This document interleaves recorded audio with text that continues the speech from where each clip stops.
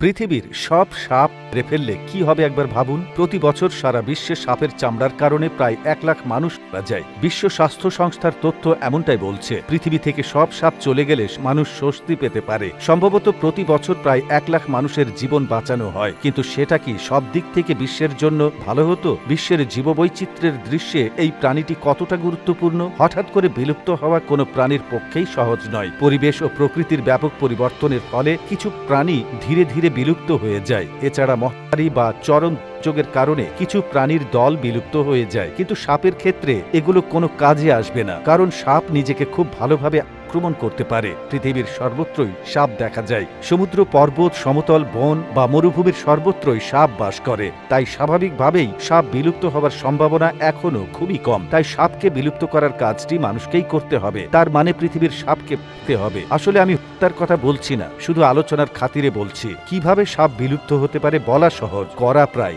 অসম্ভব। বিশ্বে প্রায় 3400 প্রজাতির সাপ রয়েছে। সাপের কান নেই, এতে এই প্রাণীটি কোনো সমস্যায় পড়ে না। ঈশ্বর ত্বকের মাধ্যমে শব্দ তরঙ্গ বুঝতে পারার ক্ষমতা দিয়েছে সাপের। সাপের দৃষ্টিশক্তি আমাদের মতো নয়, তারা সব রং দেখতে পারে না, কিন্তু তার চোখে বড় শক্তি। ইনফ্রারেড বা লাল আলো সাপের চোখ দ্বারা শনাক্ত করা হয়। ফলস্বরূপ তারা সহজে যে কোনো তাপীয় উৎস শনাক্ত করতে পারে। সাপের জিভেরও অদ্ভুত ক্ষমতা আছে। শুধু স্বাদ নয়, একটি সাপ তার জিভের সাহায্যে বাতাসের গন্ধ শনাক্ত করতে পারে। তাদের চোয়ালের পেশিগুলির স্থায়িত্বের কারণে তারা নিজেদের থেকে বড় শিকারকে গ্রাস করতে সক্ষম হয়। পরে নিমেষে সব মিলিয়ে সাপের বংশ নির্মূল করা মোটেও সহজ নয়। তাহলে ধরে নেওয়া যাক মানুষ এই অসম্ভব কাজটি করতে পেরেছিল। শুনতে ভালো লাগতে পারে যে পৃথিবী সম্পূর্ণ সাপমুক্ত, কিন্তু সাপ বিলুপ্ত হয়ে যাচ্ছে। মূল সমস্যা শুরু হবে এটি দিয়ে। সাপের খাদ্য তালিকায় ইঁদুর, পাখি ও মহিষের মতো প্রাণী রয়েছে। সাপ না থাকলে অল্প সময়ের মধ্যেই এই প্রাণীর সংখ্যা ব্যাপকভাবে বেড়ে যেত। উপরন্তু বেঁচে থাকার জন্য এই প্রাণীগুলি মানুষের খাদ্যের দোকানে আক্রমণ করবে।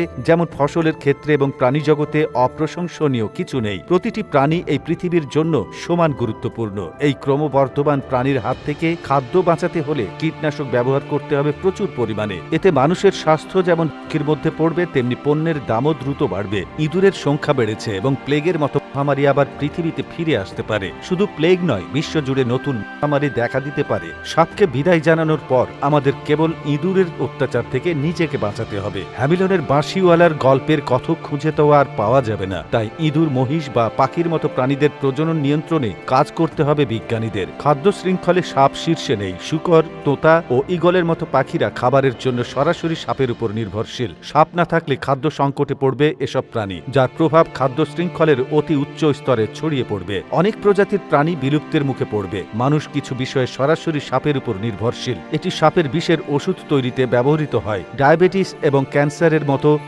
রোগের ওষুধ তৈরি হয় সাপের বিষ থেকে। সাপ বিলুপ্ত হয়ে যাওয়ায় এসব ওষুধের কারণে মানুষ স্বাভাবিকভাবেই সমস্যায় পড়বে। প্রতি বছর সাপের কারণে যত মানুষ যায় তার চেয়ে সম্ভবত অনেক বেশি মানুষ মৃত্যুর দ্বারপ্রান্তে চলে যাবে। ধরুন যদি সাপ বিলুপ্ত হয়ে যায়, তখন সমগ্র বিশ্বে ভয়াবহ বিপর্যয় নেমে আসবে। অতএব প্রাণী জগতে অপ্রিয় কিছু নেই। প্রতিটি প্রাণী এই পৃথিবীর জন্য সমান গুরুত্বপূর্ণ।